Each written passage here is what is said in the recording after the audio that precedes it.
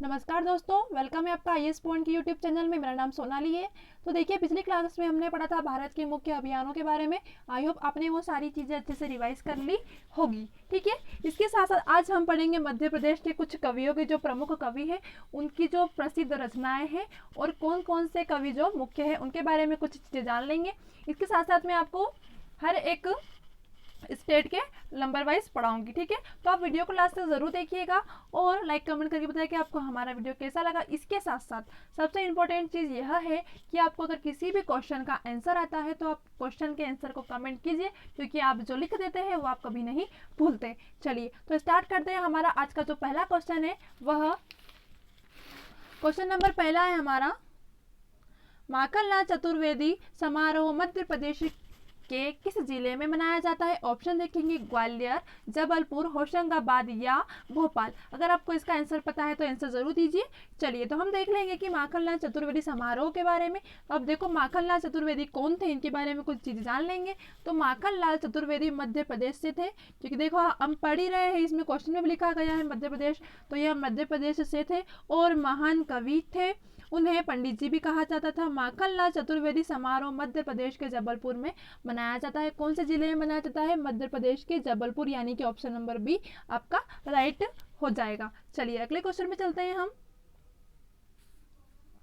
अगला क्वेश्चन है important question, ब्रह्म राक्षस नामक पुस्तक की रचना किसने की थी? ऑप्शन देखेंगे निंदा फाजली, ऑप्शन नंबर बी है आपका गजानन माधव मुक्तिबोध ने, ऑप्शन नंबर सी है आपका हरिशंकर परसाई या option number D Maithili Sharan Gupt ने। अगर आपको इसका आंसर पता है तो आंसर जरूर कमेंट कीजिए। चलिए तो हम जान लेंगे, ब्रह्म राक्षस की रचना गजानन माधव मुक्तिबोध ने की थी। किसने की थी? ऑप्शन नंबर बी यानी कि गजानन माधव मुक्तिबोध ने की थी। किसकी रचना की थी? ब्रह्म राक्षस नामक पुस्तक की रचना। अब ठीक है, इसके बाद और चीज जान लेंगे हम कि गजानन माधव जो है वह मुक्तिबोध हिंदी साहित्य कवि थे। अब ये कवि किसके थे? तो यह मुक्तिबोध के कवि थे, हिंदी साहित्य के प्रसिद्ध कवि थे। उनका निधन कब हुआ था? इनकी जो मृत्यु थी वह थी 1968 में, इनकी क्या हुई थी? मृत्यु हुई थी। ये चीजें आप देख लीजिएगा। इसके साथ साथ यह मध्य प्रदेश के शिवपुरी मतलब कि शिवपुरी जिले से संबंधित है। ठीक है, कहाँ से? शिवपुरी, जिसे कि क्या कहा जाता था? शिवपुरी। ठीक है, जिले से संबंधित है, यानी कि ऑप्शन नंबर बी आपका राइट हो जाएगा। ब्रह्मराष्ट्र नामक पुस्तक की रचना किसने की? गजानन माधव मुक्तिबोध ने की। यह किस इसके साथ साथ यह मुक्तिबोध हिंदी साहित्य के प्रसिद्ध कवि थे। इनके नाम में लिखा हुआ इनकी मृत्यु कब? 1968 में इनकी मृत्यु हुई। यह मध्य प्रदेश में कहाँ निवास करते? तो यह मध्य प्रदेश के शिवपुरी यानी कि शिवपुरी में से थे। चलिए अगले क्वेश्चन में चलते हैं हम। अगला क्वेश्चन है हमारा, कैसा चांद बना देती है की रचना किसने की? ऑप्शन देखेंगे माखनलाल चतुर्वेदी, सुभद्रा कुमारी चौहान, हरिशंकर परसाई या राहत इंदौरी। अगर आपको आंसर पता है तो आंसर जरूर बताइए आप। तो चलिए हम देख लेंगे कि कैसा चांद बना देती है इसकी रचना। तो कैसा चांद बना देती है यह एक प्रसिद्ध हिंदी साहित्य की पुस्तक है। क्या है? यह एक पुस्तक है। ठीक है, याद रखिएगा, यह एक पुस्तक है जिसकी रचना पंडित माखनलाल चतुर्वेदी ने की थी। मतलब कि ऑप्शन नंबर ए आपका राइट हो जाएगा। कैसा चांद बना देती है इसके रचनाकार कौन है?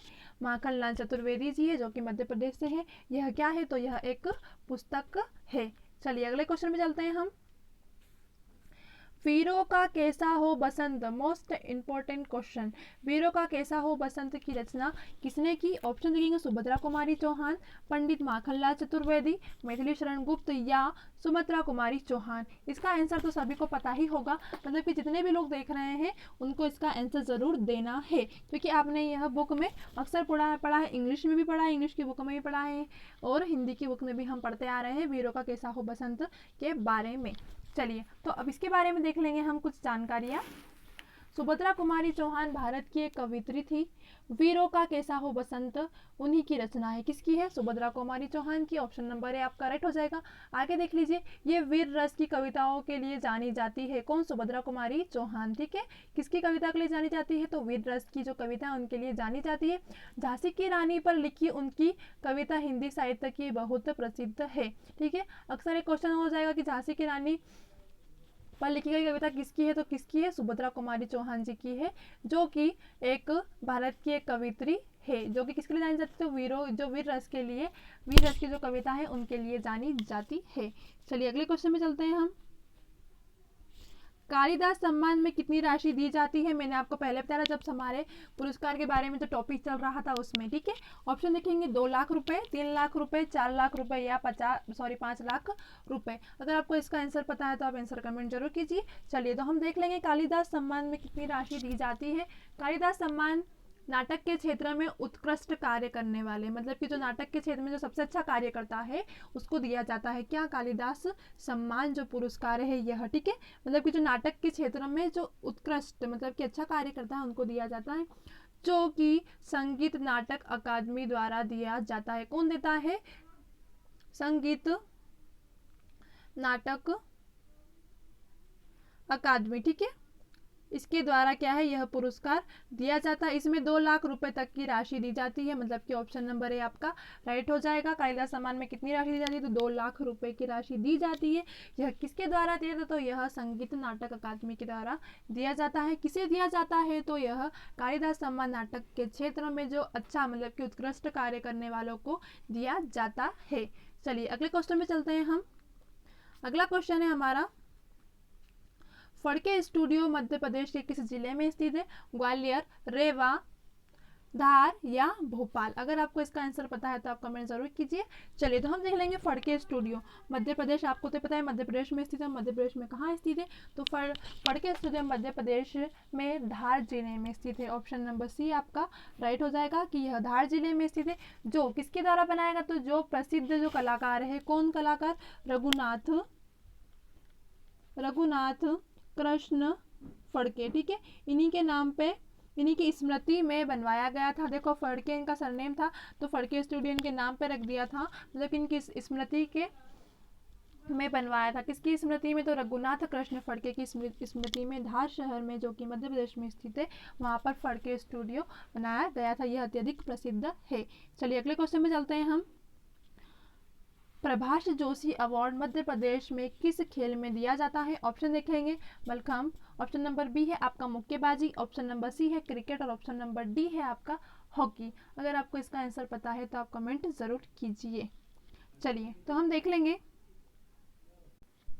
तो देखिए कि प्रभाष जोशी अवार्ड मध्य प्रदेश में मलखम्ब के क्षेत्र में दिया जाता है। किसके क्षेत्र में, ऑप्शन नंबर ए आपका राइट जाएगा, मतलब कि यह मध्य प्रदेश मलखम्ब क्षेत्र में दिया जाता है, जो कि मध्य प्रदेश का प्रादेशिक खेल है। ठीक है, यह मध्य प्रदेश का प्रादेशिक खेल है। अक्सर पूछा भी जाता है कि मध्य प्रदेश का जो प्रादेशिक खेल कौन सा है, तो प्रादेशिक खेल कौन सा है, मलखम्ब। ठीक है, ऑप्शन नंबर ए आप करेक्ट हो जाएगा, मतलब कि प्रभाष जोशी अवार्ड मध्य प्रदेश में मलखम्ब खेल में दिया जाता है। अगला क्वेश्चन देख लेंगे हम। निम्नलिखित में से किस साहित्यकार को हेमंत रंगनी के लिए 1955 में साहित्यिक अकादमी पुरस्कार मिला? ऑप्शन देखेंगे Harishankar Parsai, option number B है आपका Pandit Makhanlal Chaturvedi, option number C है आपका सुभद्रा कुमारी चौहान और ऑप्शन नंबर डी है आपका गजानन माधव मुक्तिबोध। अगर आपको इसका आंसर पता है तो आंसर जरूर कमेंट कीजिए। चलिए हम चलते हैं। इनकी कविता पुष्प की अभिलाषा बहुत प्रसिद्ध है। ठीक है, किसकी, ऑप्शन मतलब कि जो पंडित माखनलाल चतुर्वेदी है, ठीक है, इनकी जो कविता है कौन सी, पुष्प की अभिलाषा, यह बहुत प्रसिद्ध है। अब हमने पढ़ा भी है कि पुष्प की चाहा नहीं मैं सुरबाला के गहनों में घुस जाऊं। ठीक है, ये वाला जो है ये पुष्प की अभिलाषा इस पाठ का नाम था। तो यह जो बहुत प्रसिद्ध है आप जानते हैं। तो वे मध्य प्रदेश के होशंगाबाद जिले से थे। कौन, पंडित माखनलाल चतुर्वेदी जो थे ये कहाँ से थे, तो होशंगाबाद से। ठीक है, होशंगाबाद जिले से थे। कौन, पंडित माखनलाल चतुर्वेदी। आगे देखेंगे तथा एक स्वतंत्र सेनानी भी थे। यह छायावाद के प्रमुख कवि थे।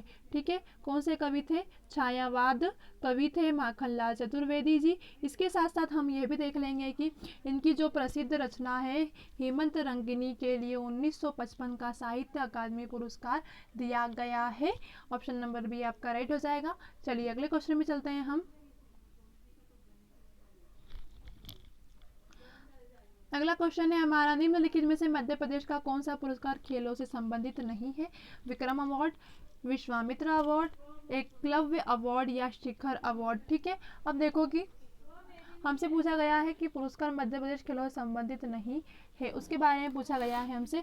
तो जो विक्रम अवार्ड है यह भी खेलों के संबंध में मिला जाता है, विश्वामित्र भी मिला जाता है और एकलव्य पुरस्कार, यह तीनों क्या है, खेलों से संबंधित पुरस्कार है। परंतु शिखर अवार्ड, अब देखो शिखर अवार्ड क्या है, यह खेल से संबंधित नहीं है। तो यह खेल संबंधित नहीं है तो क्या है फिर ये, तो यह शिखर अवार्ड या इसे शिखर अवार्ड या शिखर पुरस्कार मध्य प्रदेश का श्रेष्ठ पुरस्कार है, सबसे श्रेष्ठ पुरस्कार है जो साहित्य, फिल्म आदि के क्षेत्र में दिया जाता है।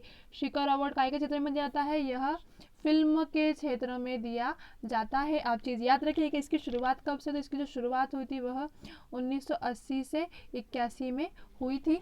देखो निम्नलिखित में से मध्य प्रदेश का कौन सा पुरस्कार खेलों से संबंधित नहीं है, तो जो शिखर अवार्ड है यह नहीं है। बाकी कौन कौन से है, तो विक्रम अवार्ड भी खेल संबंधित है, विश्वामित्र अवार्ड भी खेल संबंधित है, एकलव्य पुरस्कार जो है वह भी संबंधित है किससे, खेलों से। परंतु शिखर अवार्ड नहीं है, क्योंकि शिखर अवार्ड का संबंधित फिल्म पुरस्कार संबंधित है। इसकी शुरुआत कब की गई, तो इसकी शुरुआत 1980 से 81 में हुई थी। यानी कि हमसे सिर्फ पूछा गया खेलों संबंधित नहीं है, तो ऑप्शन नंबर डी आपका राइट हो जाएगा। चलिए ठीक है, तो मिलते हैं।